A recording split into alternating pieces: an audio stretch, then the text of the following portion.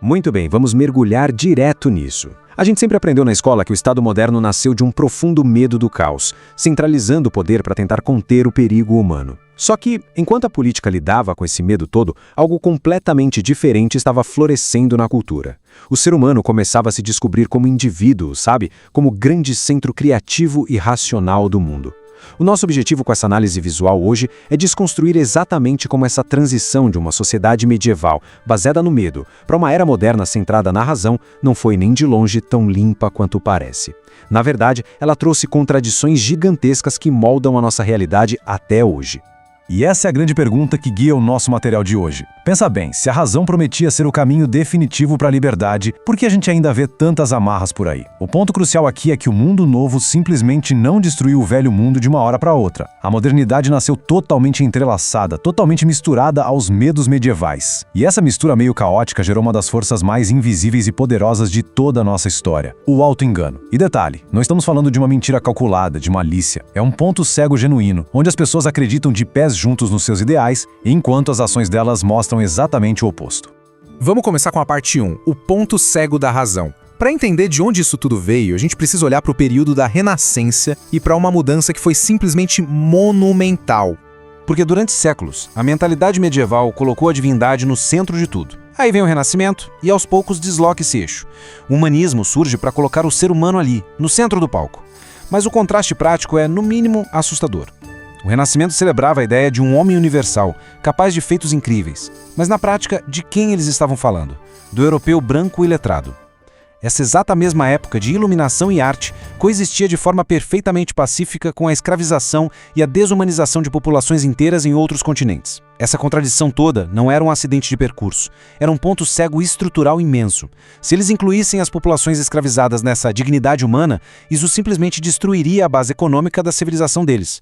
E essa imagem aqui ilustra isso de um jeito brilhante. A gente tem a ilusão de que a razão apagou a escuridão num estalar de dedos, né? Que nada. Junto com o humanismo, avançava a revolução científica. Mas a ciência não surgiu num laboratório esterilizado e puramente lógico. Ela nasceu mergulhada até o pescoço no pensamento mágico. Para se ter uma ideia, gênios absurdos como Kepler calculavam órbitas planetárias enquanto praticavam astrologia. O próprio Isaac Newton dedicou décadas da vida dele à alquimia. A razão estava nascendo, com certeza, mas ainda carregava muito medo do escuro. Avançando um pouquinho e dá uma olhada nessas contradições nas atitudes da época. A nova ciência não queria só observar passivamente o mundo. Ela queria dominar as coisas. A razão virou uma ferramenta de poder sobre a natureza e sobre os corpos. E aqui vai o detalhe talvez mais revelador de todos. Os mesmos séculos XVI e XVII que viram o ápice das grandes descobertas científicas foram os mesmíssimos séculos que testemunharam o auge absoluto da caça às bruxas. É loucura pensar nisso, mas a razão e a violência extrema andavam de mãos dadas. As instituições até mudavam sua fachada, mas o software da mentalidade humana demorava muito mais para ser atualizado. O que nos leva à parte 2, a explosão da informação. O momento em que a tecnologia entra na jogada e a informação literalmente escapa do controle. Antes de 1450, o conhecimento era quase um monopólio secreto, guardado a 7 chaves nos mosteiros, com manuscritos copiados à mão, letra por letra. A igreja ditava as regras do que podia ou não ser lido. Aí, a invenção da prensa de tipos móveis do Gutenberg simplesmente rompe com tudo isso de forma espetacular. De uma hora para outra, tratados científicos, panfletos políticos e a própria Bíblia começam a ser produzidos em massa. Foi uma democratização brutal do acesso ao conhecimento. E a velocidade dessa transição é de tirar o fôlego. Dá uma olhada nessa linha do tempo. Em apenas 50 anos, a Europa passa da escassez total para milhões de livros circulando de mão em mão. A informação fugiu do controle das autoridades num ritmo sem qualquer precedente na história. Mas, como acontece com toda ferramenta revolucionária, ela não espalhou só luz e sabedoria. Ela espalhou muito rápido as fagulhas para uma explosão social iminente. E o que é verdadeiramente fascinante nessa história é como ela soa tão familiar hoje em dia. O impacto da prensa mecânica para o século XVI foi exatamente o que a internet é para nós hoje. O conhecimento se tornou super acessível, ideias libertadoras voaram pelos continentes, mas adivinha só, a desinformação, o pânico moral, o fanatismo e o discurso de ódio circularam com a mesma eficiência. A tecnologia, no fim das contas, não muda a nossa natureza. Ela só age como um megafone gigante. Ela amplifica as coisas boas, mas inevitavelmente escancara os medos mais profundos que já moravam dentro de nós. O que puxa a nossa parte? 3. A liberdade que aprisiona. Porque foi justamente nesse ambiente hiperinflamável que o palco foi montado para a Reforma Protestante. A imagem clássica que a gente tem do Martinho Lutero é a de um herói solitário e rebelde que ousou desafiar a ordem do mundo. Ao bater de frente com a venda de indulgências, a ideia dele foi radicalíssima para a época. Ele dizia que a salvação espiritual era uma relação direta entre o indivíduo e a divindade. Ponto.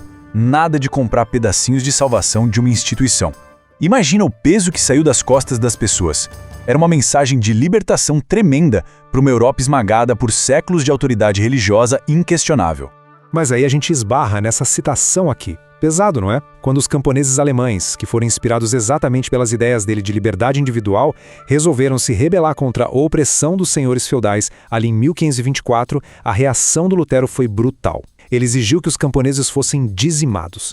Como é que o mesmo homem que lutou tanto pela liberdade de pensamento pode pedir publicamente o massacre das pessoas que tentaram exercer essa mesma liberdade?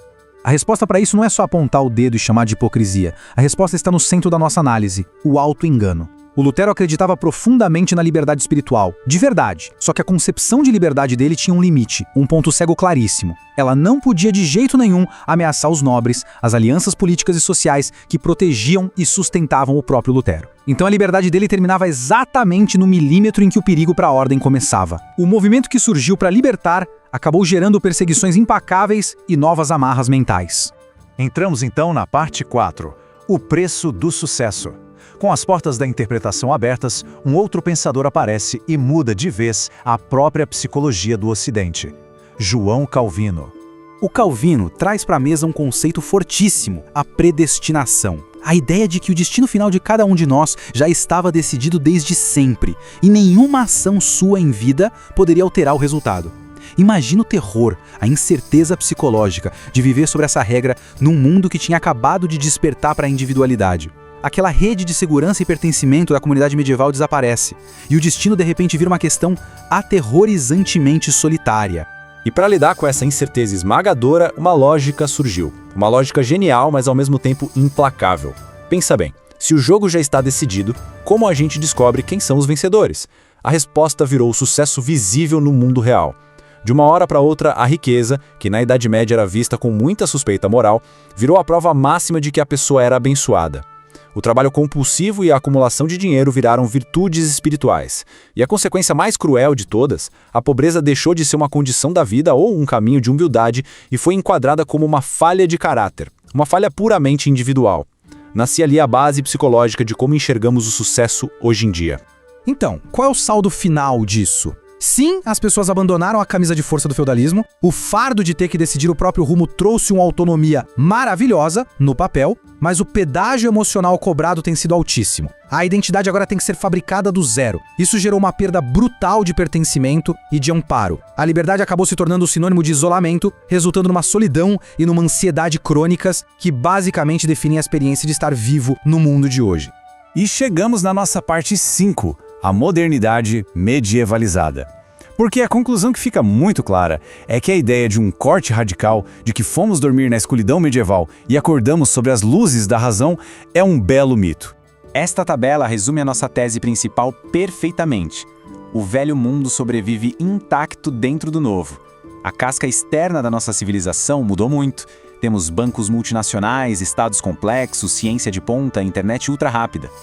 Mas se você examinar o software humano rodando nos bastidores, ele é quase 100% medieval. Por exemplo, a gente olha para as nossas redes sociais e, rotineiramente, elas operam como praças de inquisição.